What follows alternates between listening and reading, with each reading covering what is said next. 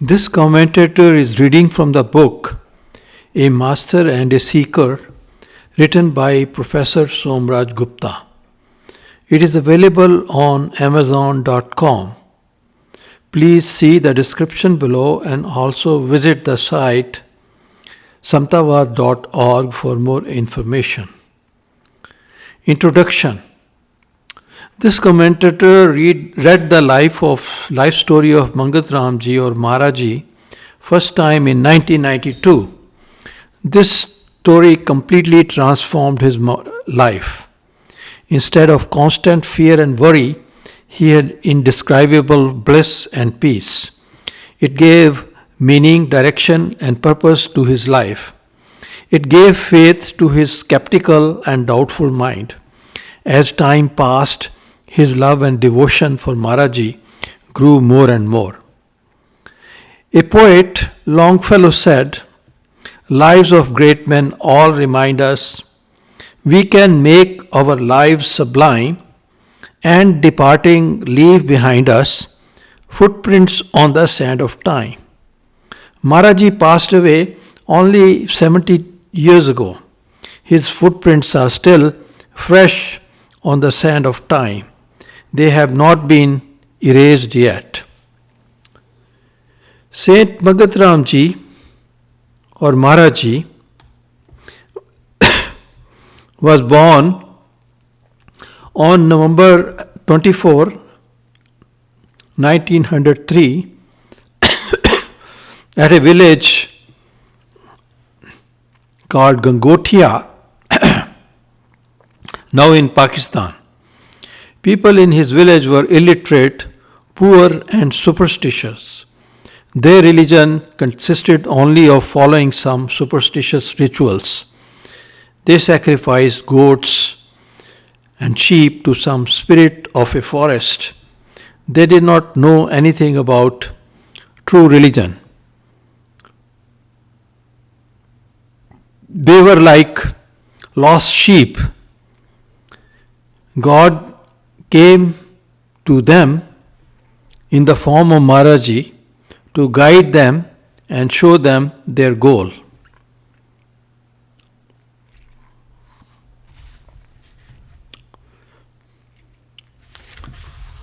Page 2, A Master and Seeker, second paragraph. It was in that area of darkness that Sri Mangat Ram or Maharaji was born, but happily in a family that still kept burning the flame of ancient piety and meditation. His father, Pandit Gauri Shankar, was the very embodiment of contentment and non-covetousness, those defining traits of genuine Brahminhood. The estate manager of a rich aristocrat, Sardar Sujan Singh, he contented himself with the small pay of 20 rupees a month, refusing every raise he was offered. His master would invariably stand up to greet him. Such was the esteem in which he held his employee. One cherished wish of the generous man was to gift away a large house to the Pandit, which the latter steadfastly refused to accept. Years later, when the Sardar's only heir died, the Pandit handed over all his vast assets to the government, keeping nothing for himself despite the expressed wish of the deceased heir. Comment. Maharaji's father was a rare, genuine Brahman with traits of contentment and non-covetousness. He was contented with his meager salary. He refused every raise he was offered. He refused a large house which his employer offered. He was an example of simple living and high thinking. We are living in this age of unlimited greed and consumerism. We are destroying forests and polluting the air and water.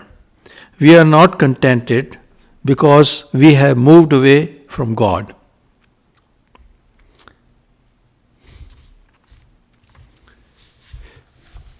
A Master and Seeker, page 3, first paragraph.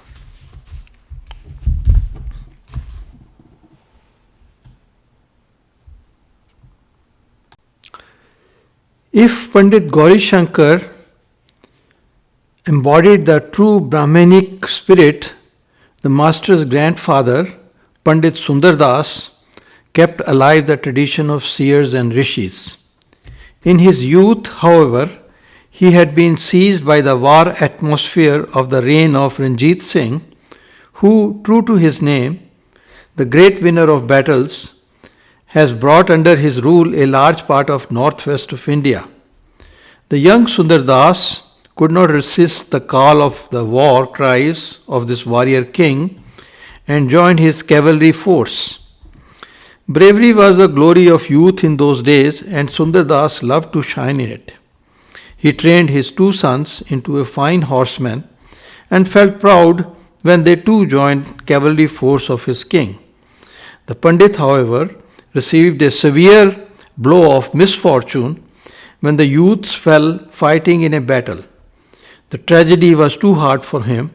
It spelled the end of his ambition for glory, for success and honor.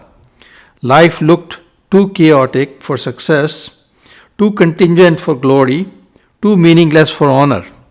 The security of home appeared of no account, the order of social life all grotesque. He renounced home and his caste to become a wandering monk. His family searched for him long and in earnest, but in vain. It was by sheer chance that his cousins once stumbled into him at a distant town called Sialkot and somehow persuaded him to return home. Comment.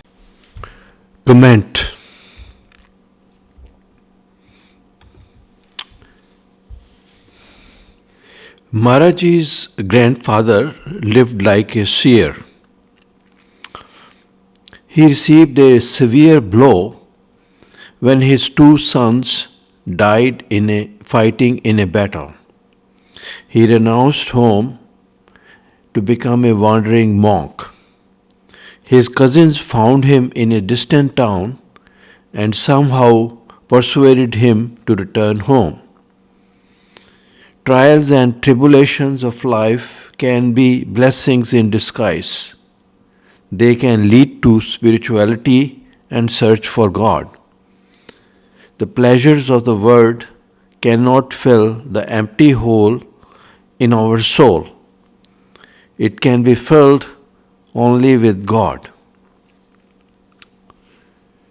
A Master and Seeker, page 3, second paragraph. The Pandit returned home, but not to the world. He lived in solitude on the outskirts of the village, giving himself to prayers and meditation. The painful memories would not, however, die down. Try as he might, they disrupted his meditations and turned his prayers into tearful sighs. News reached him that a great sage had come to stay in the neighborhood, barely 8 miles away. Promptly, he went to see him to find, if possible, a remedy for his anguish. The sage blessed the Pandit, and before long, he had a son to comfort him in his old age. The sage, it is said, predicted that this son would grow into a wise and noble soul and should have for a son a seer of the highest order. The birth of a son might have been a balm for his inner wounds, but it could not bring him out of his solitude and meditations. Virtually resorting to the life of a forest dweller, he spent the last year of his life mostly in the solitude of the unfrequented forests of Kashmir, Shabakdar, and Banihal. A post centurion, he lived, attaining through his long and fervent meditations the highest reaches of yoga. We have to this effect the testimony of no less a person than Sri Gurudeva or Mangat Ramji himself. Comment.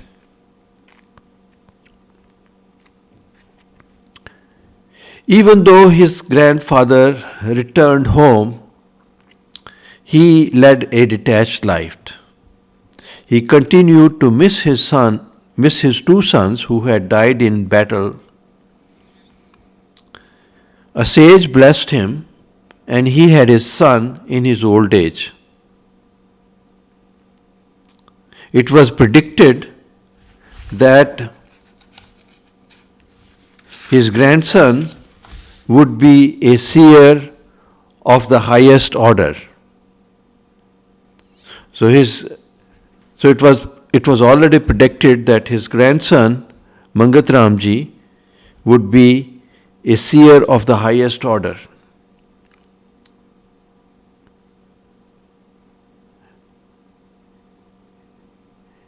Even though he had a son, he still continued his life of solitude.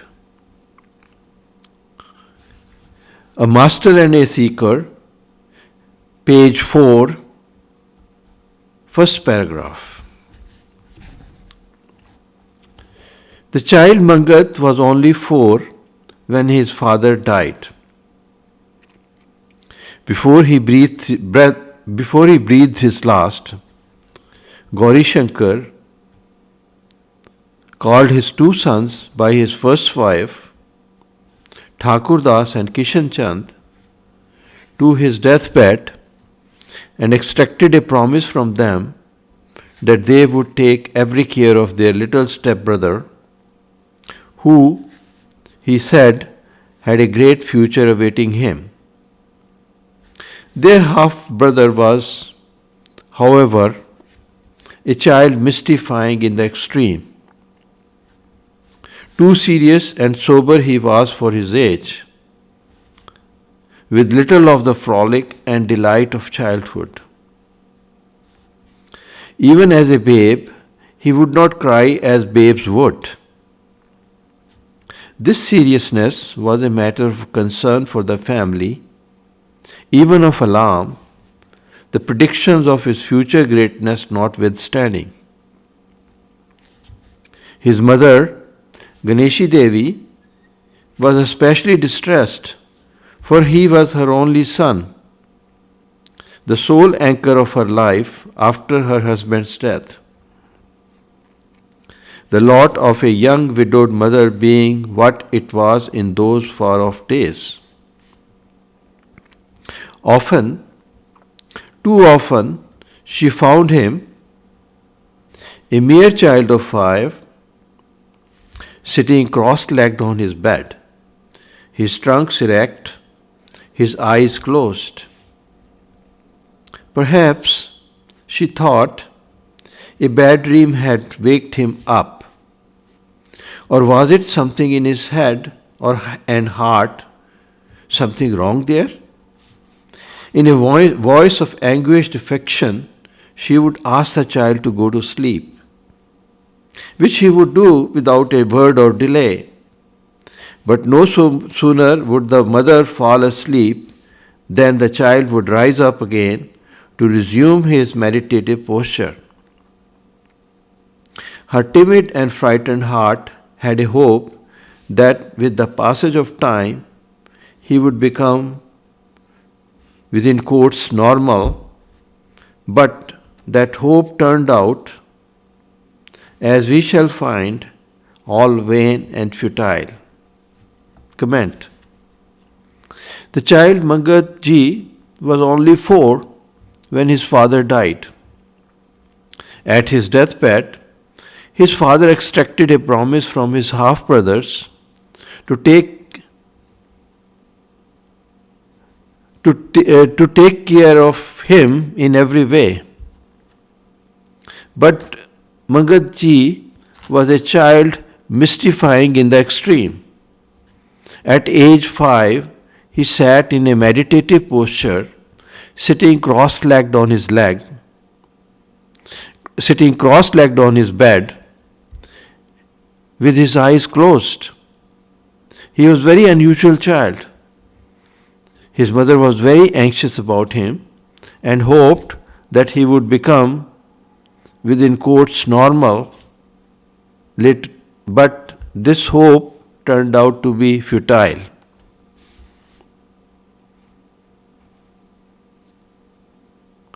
Page 5, first paragraph.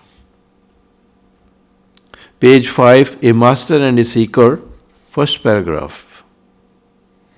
What was the cause, the secret of this seriousness, this abstraction and meditative sleeplessness, of the love of solitude and of darkness, things that go against the very grain of childhood?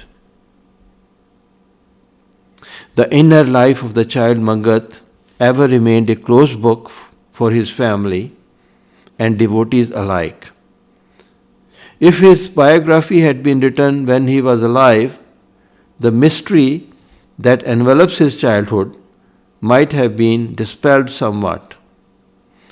Since that did not happen, we have to remain content with the few stray hints that Gurudeva or Mangatji himself threw out when in conversation with the devotees.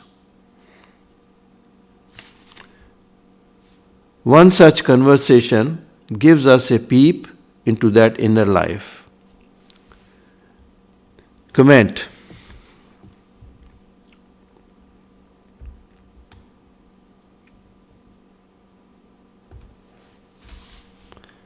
Mangatji was very serious as a child. He loved solitude and darkness.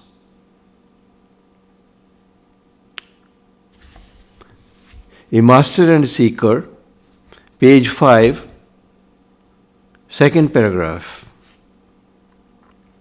Devotee. Did the Lord ever have a Guru? Master. Dear child, God alone is its master. One requires a master when one is not ripe enough for self-realization. When this body was but 3, the Lord blessed this with inner wakefulness.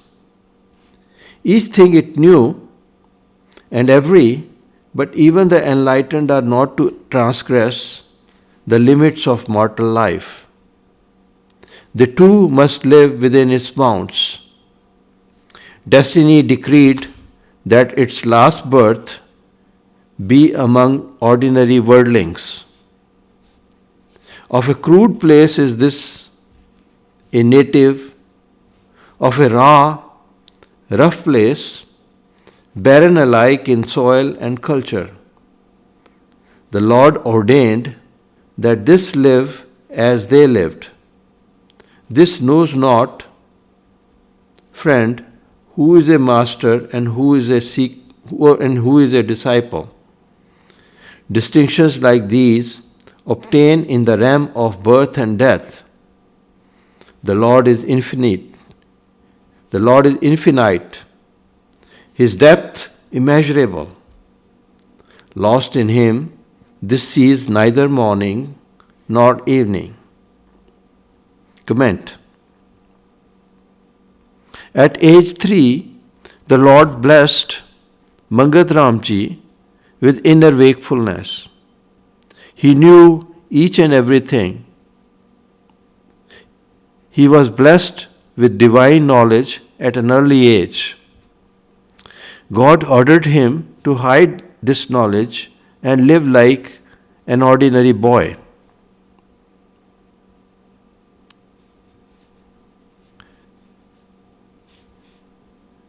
There is another example of Lord Krishna who knew everything as a child and displayed many miracles in his childhood. A master and a seeker, page 5, last paragraph. One must dwell on these words with all the leisure one can command. Notice first, within quotes, this body, the distance from it, that within quotes this resonates. Notice also the use of this or it in place of I. Each and everything it knew, not I knew. Now the Master is lost in the Lord and knows neither morning nor evening, knows neither time nor space. The Master did not, in other words, know himself, did not know the man that others around him knew him to be.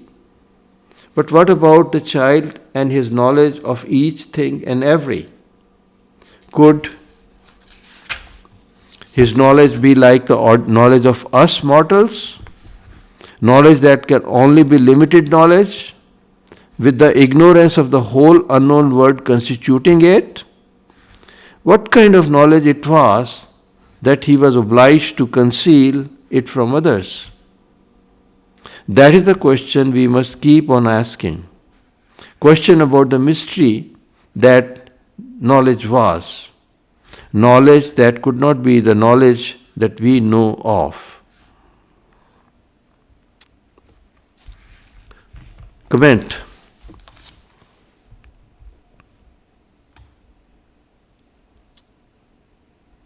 Please note that Mangat did not address his body as I. He calls his body it. He uses this or it in place of I. We identify ourselves with our bodies, but Mangat did not identify himself with it, even during his childhood. A Master and Seeker, page 6, first paragraph. Keeping that knowledge to himself, the child went to school. The knowledge that our institutions impart is the knowledge of objects. Knowledge that, as the Master's teachings will reveal, suppresses their truth, their being and their life. Why did the child seek this knowledge, this concealing of truth, when the truth shone all bright within him? Not to transgress the limit of mortality was his vow, rather his way. To live among the ordinary as one among them was the command given to him. We shall see, as we proceed, how that knowledge of each and everything too has to be left behind, for that too has to be sacrificed. The Lord, the Vedas proclaim, created the Word in order to manifest His glory. His glory consists in concealing Himself in the Word, to be a nothing in the midst of everything. The ignorant man conceals everything because he would reveal himself. The man of wisdom reveals everything because he conceals himself. In losing himself as man, in losing himself as God, in losing himself absolutely, he finds his being true and real, and that of the Word. Comment.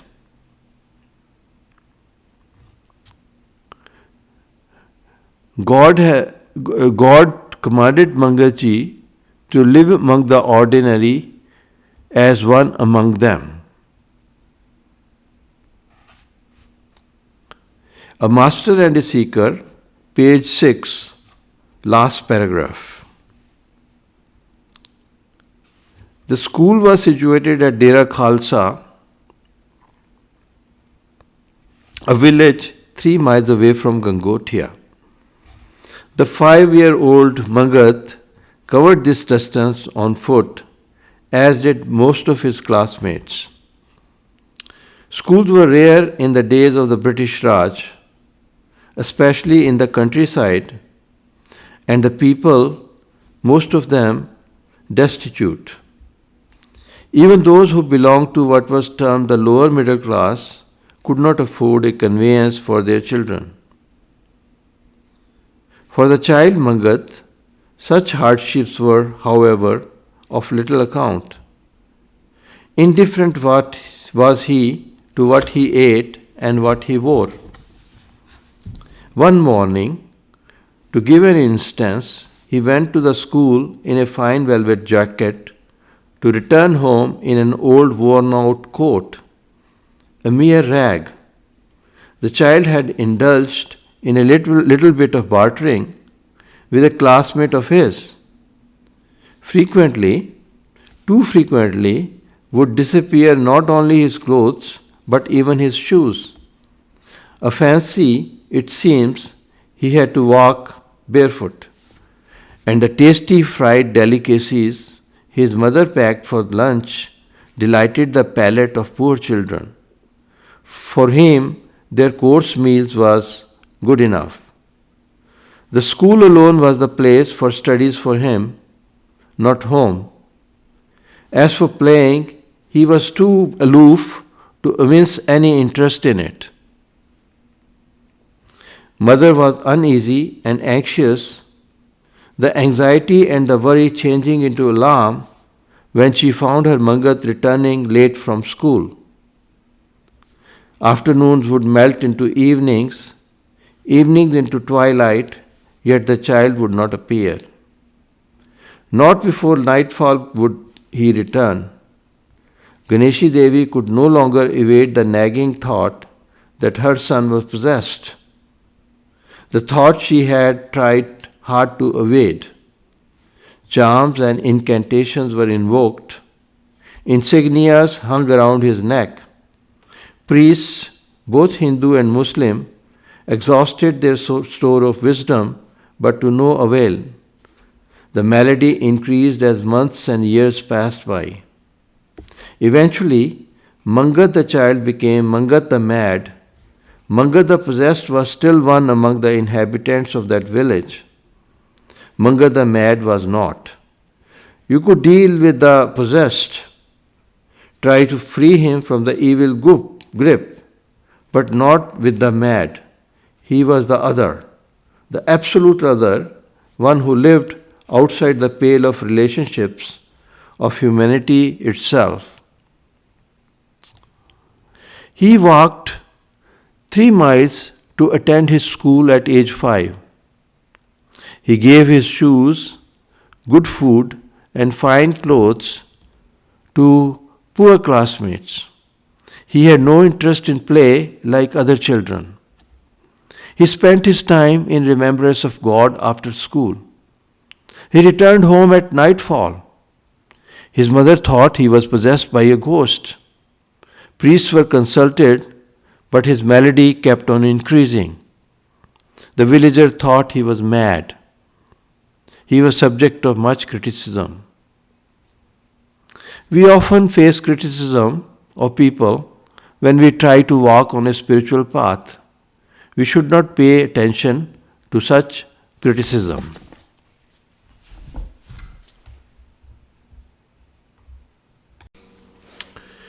A Master and a Seeker, page 7.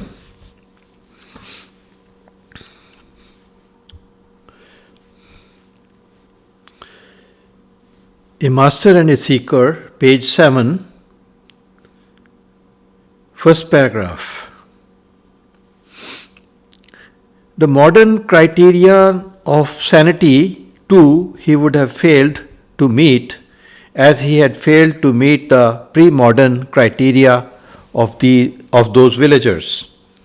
He neither laughed with other children nor played with them, neither smiled their smiles nor shed their tears. When their greedy hunger hastened them back home, he would sit all alone behind a rock, in a corner of a ravine, or under a tree to lose himself into a state of ecstasy, all oblivious of when the sun set and the stars appeared. Full of misgivings, mother would leave home in search of him, but searching a man in that labyrinth of the landscape around was like searching a needle in a heap of hay. In the shades of the Pir Khwaja, a search was all the more difficult. Such was the density of that pathless forest.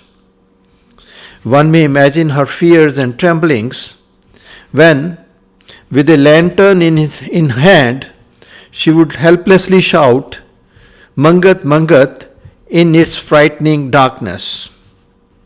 When he would come out of the depth of the forest in response to her shouts, she would now come back to herself, persuade him in the name of her love not to provoke the Pir. With a soft laugh, the child would dismiss her fear. "Have no fears, Ma," he would say, "the Pir would do it no harm." The repose, the almost melancholy pensiveness, and the serene disdain for safety that she could read in his face would reassure her, and so would the cool of his eyes. That face could not be possibly the face of a mad person, nor could those soothing eyes. Her little son was a riddle for her, a mystery that would abide no question. They alone, we hear, find the spirit that break all ties and discard all props. Here was a mother that nurtured every tie and stuck to every prop. And yet the spirit, uncalled and unsolicited, would glow within her with all its glory. That, they say, is the destiny ordained for blessed wombs. They live in misery but die in bliss. Comment. Mangatji was too serious as a child. He neither laughed with other children nor played with them. He lost himself in ecstasy of God in a forest. His mother searched for him in this forest. He was a riddle for her. He was riddle for his mother, his family, and the villagers. Mangat Ramji was also called Maharaji by his devotees. Maharaji called his body it rather than I or me.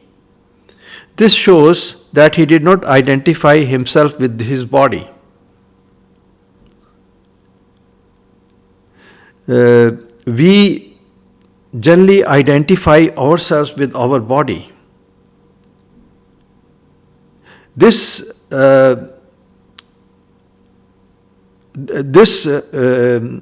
false identification goes only when one has experience of one's soul. Then one realizes that one is a soul, not a body.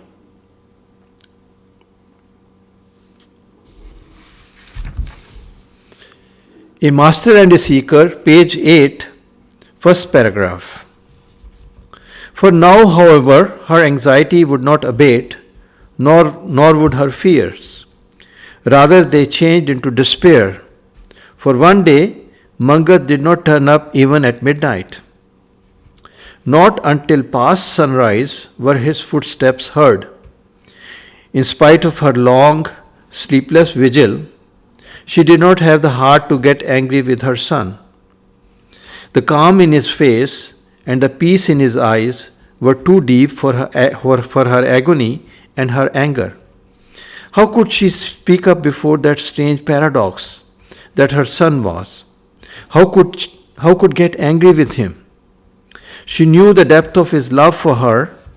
She also knew his forbidding indifference. The softness of his gaze, too, she knew, and also its blindness, as it were through his eye, as it were though his eyes were open and concentrated. And startling was the adult understanding and sympathy that on many an occasion shone forth in his eyes. Her son was a puzzle for her, an enigma beyond her understanding, and yet she understood him in a way. Despite her disturbing, even on occasion distracting, misgivings, how else could she give permission to the child of 8 to spend his nights in the open, away from human habitation? Comment. Previously, Mangatji would return home at midnight, but at age he started spending his whole night in the forest. His mother gave him permission for it most reluctantly. He was an enigma for her and everybody else.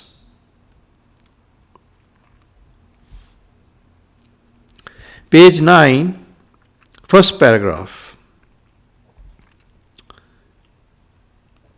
Through rocks and boulders below the village flowed the trail, a soft murmuring little stream during summers and winters, a swift angry current during the rains. Along its banks that child of 8 would now spend his nights.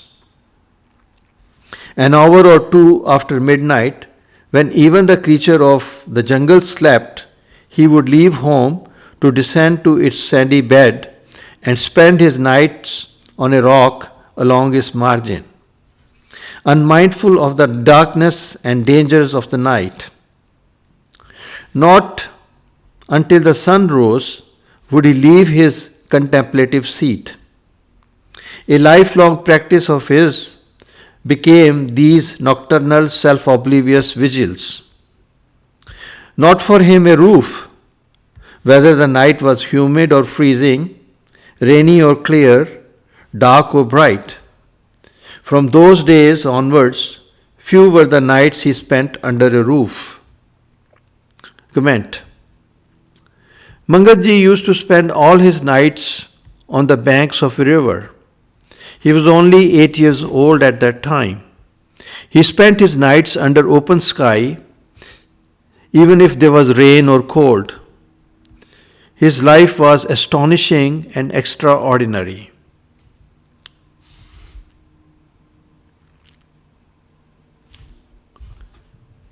Page 9, bottom paragraph. After completing his 4 years primary education, Mangat had to shift to Kalar, 6 miles away from Gangotia, to continue his education at the middle school there. He stayed there with a sister of his, Kartar Devi, and her husband Sai Das. The new environment saw no change in his lifestyle. The same indifference to food, to dress and to shoes continued. Frequently in the class too, he would go into what appeared like moods of abstraction, his eyes closed and his face expressionless. An object of curiosity for teachers and of derision and ridicule for the more naughty among the children, Mangat soon turned into a revered person almost, even for his teachers. Often he was asked to speak on matters spiritual and ethical.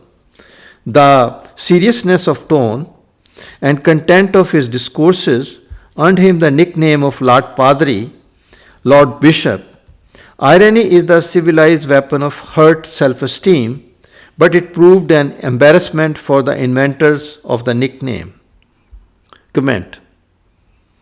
After completing 4 years of primary education, he started living with his sister in another village to continue his education at the middle school. He was given nickname of Lord Padri or Lord Bishop because he talked about spiritual matters. He continued to be indifferent about his food, dress, and shoes. We often face ridicule, sarcasm, and criticism of people when we try to live life directed towards God.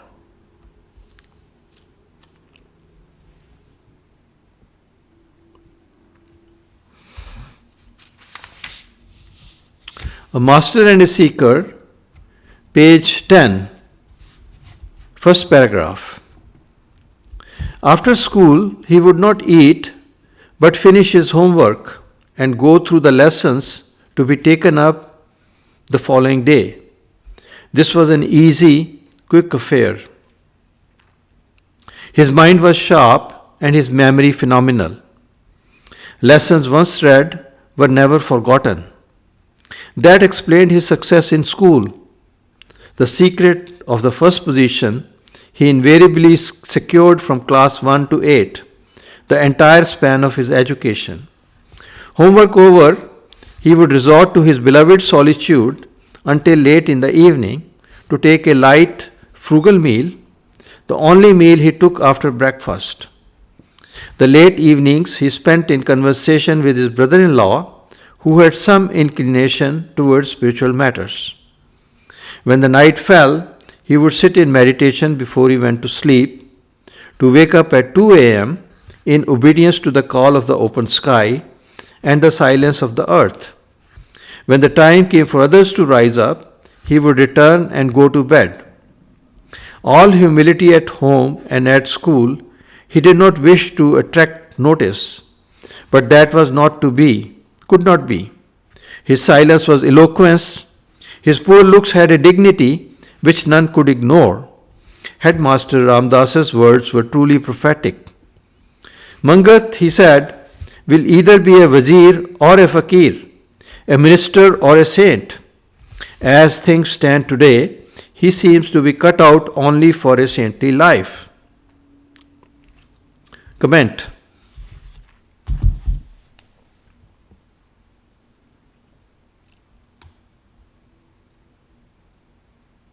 His mind was sharp and memory was phenomenal. He came first in his class without much effort.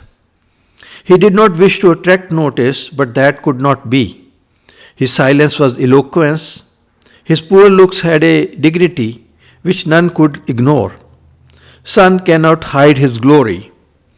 His headmaster's words were prophetic that Mangat would either be a saint or a minister.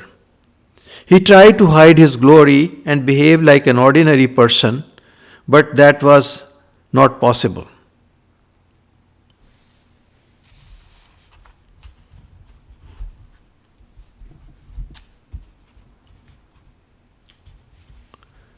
Page 10, bottom paragraph. Each month saw his night's vigils prolonged, his intake decreased, his seclusion deepened. He was only 12 when he decided to observe what they call chilla, a 40-day period of fasting and meditation. His brother-in-law joining him in the daunting austerities it involved. Food was reduced to almost the starvation point, and sleep to barely a step short of sleeplessness. The hard, self-imposed ordeal reduced his body to almost a skeleton. But those that saw him after that tapas did not fail to observe a happy, joyous expression in his face, a suffusion of satisfaction that concealed the wreck that the body had been reduced into. Those who lived around in the immediate neighborhood spoke of strange, quixotic notes with a likeness somewhat of those of the flute and the lute floating in the dark air of the night and coming they knew not from which quarter or direction.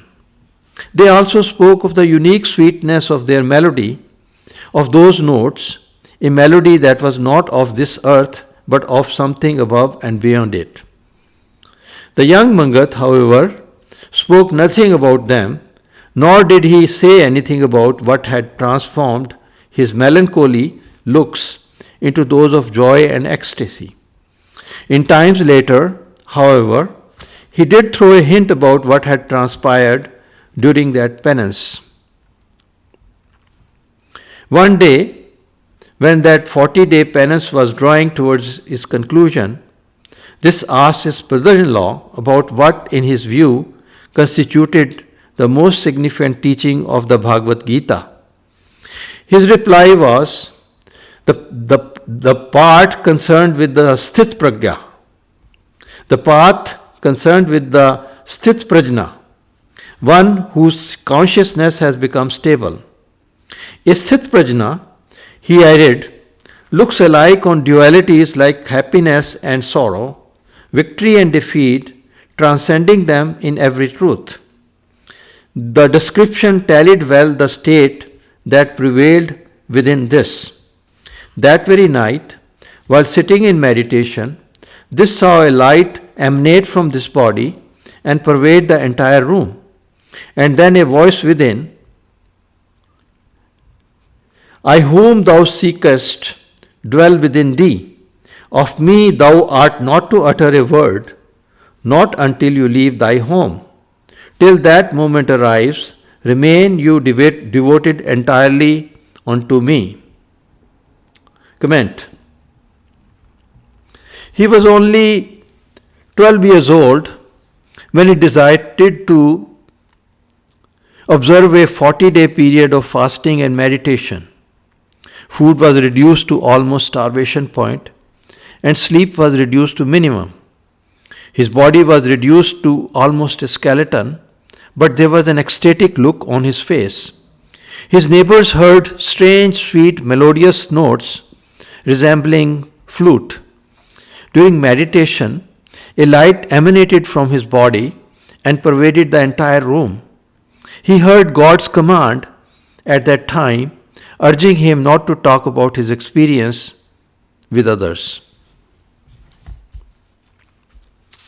I will skip the next paragraph and go on to page 12, bottom paragraph.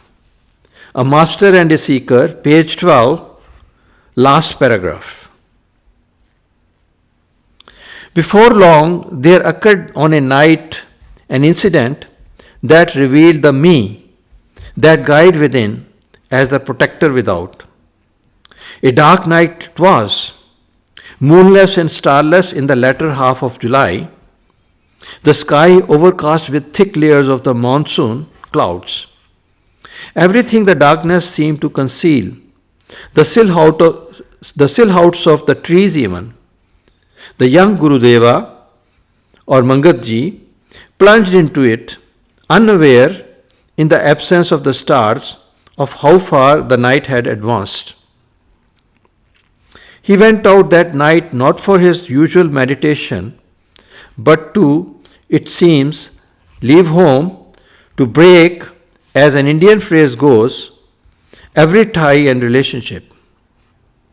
With quick, long strides, he moved in the direction of Chauha Bhakta, seat of devotees, the place so called in memory of some medieval sages. Recalling that incident, he said to a devotee, a long distance it had covered when his foot stumbled and it found itself falling. All erect into the deep before, it appeared someone took it on long soft arms. That very moment everything was blotted out. Comment.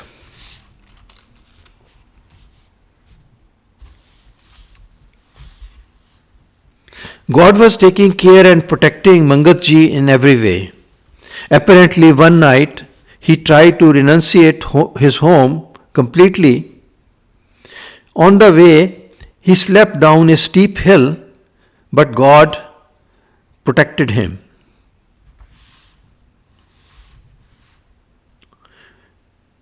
A Master and a Seeker, page 13, first paragraph. The sun was well above the horizon when his consciousness returned to find him on the bank of a stream. It was some time when he could recall the entire sequence from the stumbling of his foot to the safety of the unknown arms. He looked up and found to his astonishment, a tall hill before him, and the high summit from where he had fallen down. O my Lord, unconcerned absolute art thou, yet gentle were the hands that placed it here. Spontaneously, these words escaped his lips. Comment. He fell down a tall hill, but some unknown arms gave him shelter and protected him. He had fallen down from a high summit, but his body did not have even a single scratch. He was totally unharmed.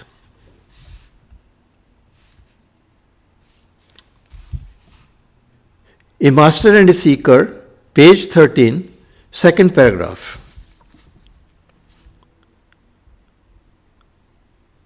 For long he kept sitting all alone on the bank of the stream until, by the noon, a man came that way. He asked the man about the way to Chauha Bhakta. Getting the information, he took off his clothes to have a dip or two in the waters of the stream and found, to his surprise, no injury on the body, not even a scratch. For long after the wash, he sat there in that unfamiliar place until the sun sank low in the west. He gave up the thought of going to Chauha Bhakta. The time for renunciation, for giving up home, had not, it seemed to him, arrived. He went back home to face the inevitable anxiety, rebuke, and reprimand.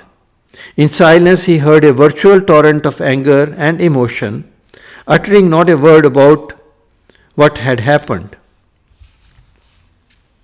Comment.